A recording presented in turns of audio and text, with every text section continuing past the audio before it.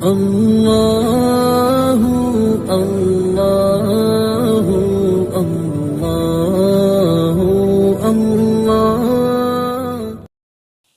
نحمده ونصلی علی رسوله الکریم بسم اللہ الرحمن الرحیم السلام علیکم ورحمۃ اللہ وبرکاتہ۔ اللہ تعالیٰ کی ذات عالی سے امید ہے کہ آپ تمام حضرات بخیر و عافیت ہوں گے اور الحمدللہ رمضان المبارک اچھے طریقے سے گزر رہا ہوگا۔ ناظرین، آج جمعۃ المبارک ہے اور 20واں روزہ ہے، 21ویں روزے کی شب ہے۔ آج کا جو اہم ترین عمل ہے وہ اعتکاف کا عمل ہے۔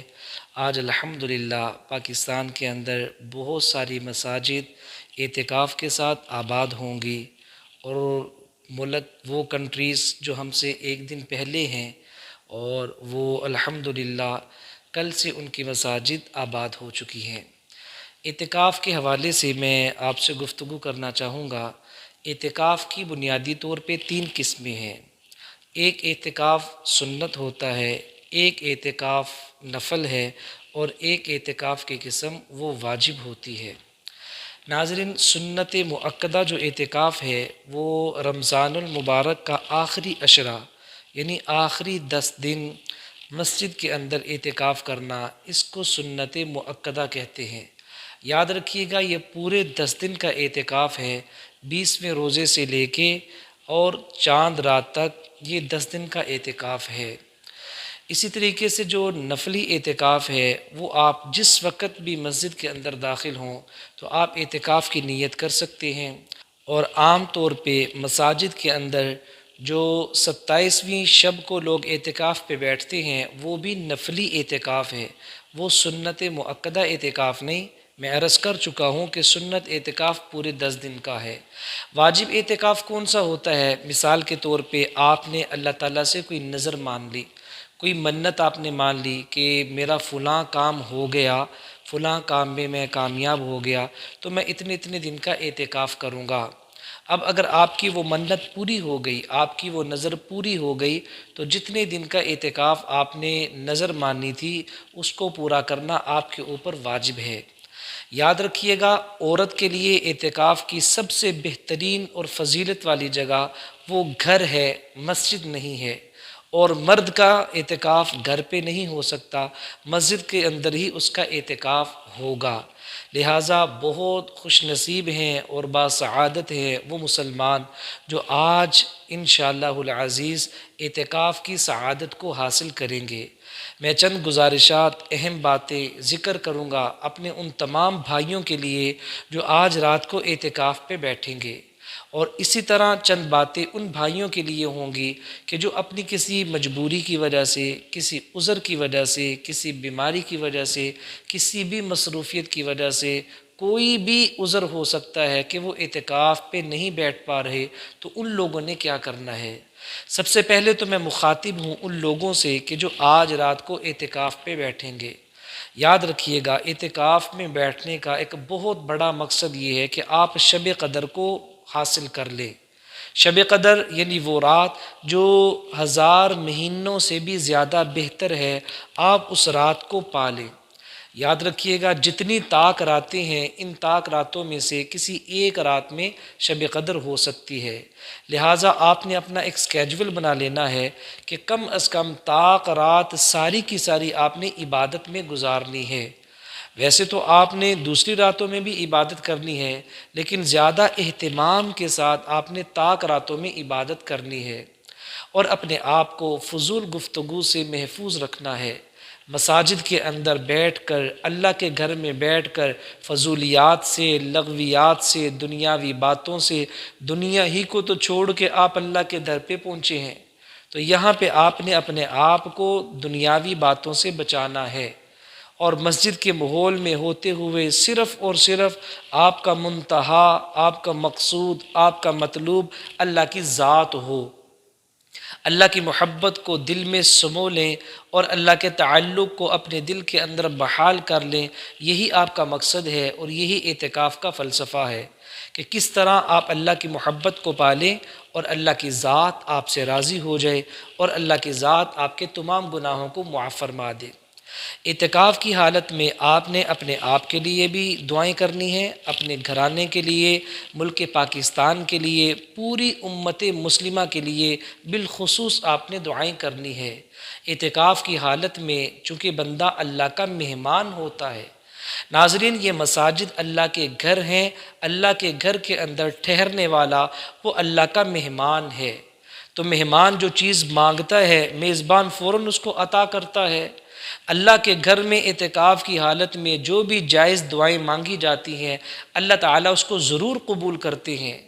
اس لیے آپ کا ایک بہت بڑا کام یہ بھی ہے کہ آپ نے بہت زیادہ دعائیں مانگنی ہیں، امت کی مظلومیت کی دعائیں مانگنی ہیں، ملک پاکستان کی سرحدوں کی حفاظت کی دعائیں مانگنی ہیں، تمام خانقاہوں کی، مراکز کی، مدارس کی، مساجد کی، آپ نے ان کی حفاظت کی دعائیں مانگنی ہے۔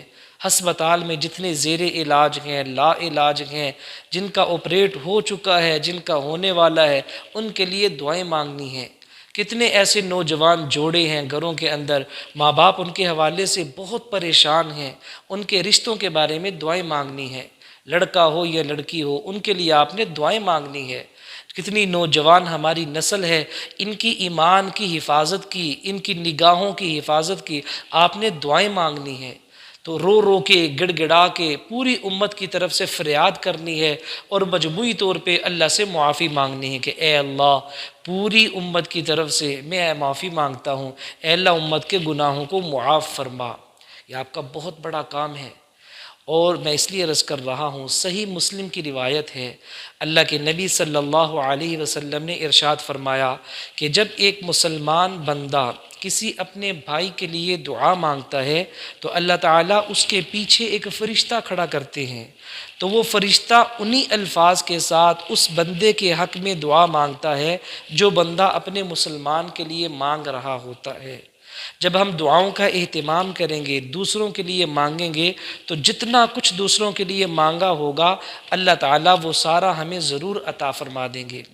ایک حدیث میں تو یوں آتا ہے ان اسرع الدعاء اجابۃ دعوت غائب لغائب، مسلمان کی سب سے زیادہ جلد دعا قبول ہونے والی وہ ہے جو ایک مسلمان دوسرے مسلمان کے لیے اس کی عدم موجودگی میں کرتا ہے، اس کے پیٹھ پیچھے دعائیں کرتا ہے، اسے خبر نہیں ہے لیکن یہ مسلمان بھائی اپنے بھائی کے لیے دعائیں کر رہا ہے۔ فرمایا یہ بڑی اخلاص پر مبنی دعا ہوتی ہے اور سب سے زیادہ جلد یہ دعائیں قبول ہوتی ہیں۔ تو بھئی آپ نے دعاؤں کا اہتمام کرنا ہے۔ ایک روایت میں یہ آتا ہے نبی پاک صلی اللہ علیہ وسلم نے ارشاد فرمایا کہ حسد کرنا کسی بندے کے لیے جائز نہیں ہے، اور اگر حسد کرنا جائز ہوتا تو صرف دو بندے کے لیے جائز ہوتا، ایک وہ جو قرآن پاک کی تلاوت کر رہا ہے اور ایک وہ جو اللہ کے راستے میں مال خرچ کر رہا ہے۔ اس لیے بھئی ریس آپ کی لگی ہو کہ اس نے 2 سپارے پڑھے ہیں میں 3 سپارے پڑھوں گا، اس نے 4 سپارے پڑھے ہیں میں آج 5 سپارے پڑھوں گا، ذکر میں، تلاوت میں، عبادات میں، نوافل میں، ان چیزوں میں آپ نے اپنا زیادہ سے زیادہ وقت گزارنا ہے۔ اور سب سے اعلیٰ درجے کی بات تو یہ ہے، کوشش کر لیجئے کہ آپ اپنا موبائل اپنے ساتھ نہ لے کر جائیں۔ اگر کوئی مجبوری ہے، آپ نے گھر سے کوئی سحری وغیرہ منگوانی ہے، گھر دور ہے یا رابطے کی ضرورت پڑتی رہتی ہے، تو پھر آپ موبائل لے کے چلے جائیں، لیکن آپ وہاں پہ پورے 10 دن نیٹ کو یوز نہ کریں۔ سوشل نیٹ ورک کی جتنی چیزیں ہیں آپ اس سے دور رہیں، بس اللہ ہی اللہ ہو، اللہ ہی منتہا ہو، اللہ ہی مبتدا ہو، اللہ ہی ابتدا ہو، اللہ ہی آپ کی نظر میں ہو، اللہ ہی مقصود ہو، اللہ ہی کی ذات آپ کی مطلوب ہو۔ تو یہ کام تو ان تمام بھائیوں کے لیے ہیں جنہوں نے اعتکاف پہ بیٹھنا ہے۔ یاد رکھیے گا اعتکاف کے بہت سارے مسائل ہیں، آپ نے اپنے اعتکاف کو محفوظ رکھنا ہے۔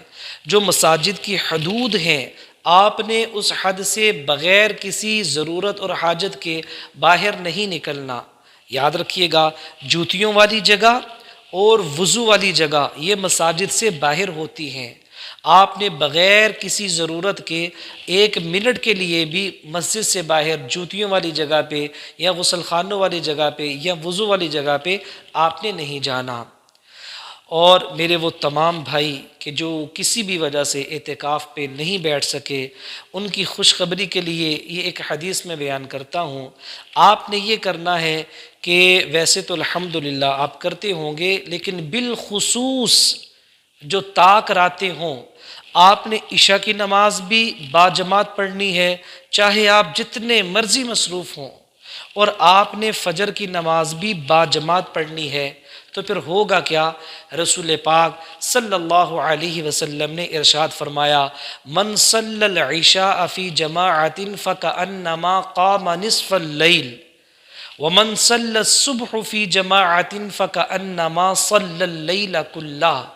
بڑے پیارے الفاظ ہیں، آپ نے ارشاد فرمایا جس نے عشاء کی نماز جماعت کے ساتھ ادا کی وہ ایسا ہے جیسے اس نے آدھی رات قیام کیا، یعنی آدھی رات نماز میں کھڑا رہا۔ اور جس نے عشاء کے ساتھ فجر کی نماز بھی جماعت کے ساتھ ادا کی تو وہ اللہ کے ہاں ایسا ہے صلی اللیل کلہ، جیسا کہ پوری رات نماز پڑھتا رہا۔ اب دیکھیں کتنی سہولت والی بات ہے میرے لیے، آپ کے لیے، تمام ان کمزور افراد کے لیے جو 10 دن ٹائم نہیں نکال سکے، 10 دن کے لیے اعتکاف پر نہیں بیٹھ سکے، لیکن ان کی بھی طلب ہے، ان کا بھی تجسس ہے، ان کے دل کے اندر بھی لالچ ہے، ان کو بھی شوق ہے، ان کی بھی یہ جستجو ہے کہ انہیں بھی شب قدر میں عطا ہو جائے، ان کو بھی شب قدر کا ثواب مل جائے۔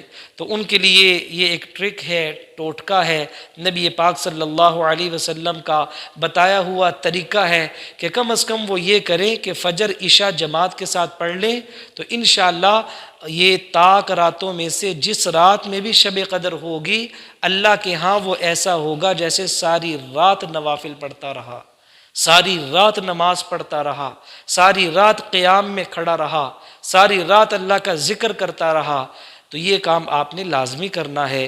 معتکفین میں سے بھی جو پوری رات جاگ کر عبادت نہیں کر سکتے، وہ کم از کم اس چیز کا خیال ضرور کیجئے گا کہ عشاء اور فجر لازمی طور پہ وہ جماعت کے ساتھ بلکہ تکبیر اولیٰ کے ساتھ پڑھنے کا اہتمام کیجئے گا۔ اللہ تعالیٰ سے دعا ہے اللہ تعالیٰ میرا اور آپ کا خاتمہ ایمان پر فرمائے، نبی پاک صلی اللہ علیہ وسلم کی شفاعت ہم سب کو نصیب فرمائے، اللہ ہم سے راضی ہو جائے، اللہ تمام مسلمانوں کی عزت آبرو کی، جان کی، مال کی، وقت کی، اہل و عیال کی حفاظت فرمائے۔ اپنا خیال رکھیں اور دعاؤں میں مجھے بھی یاد رکھیں۔ السلام علیکم ورحمۃ اللہ وبرکاتہ۔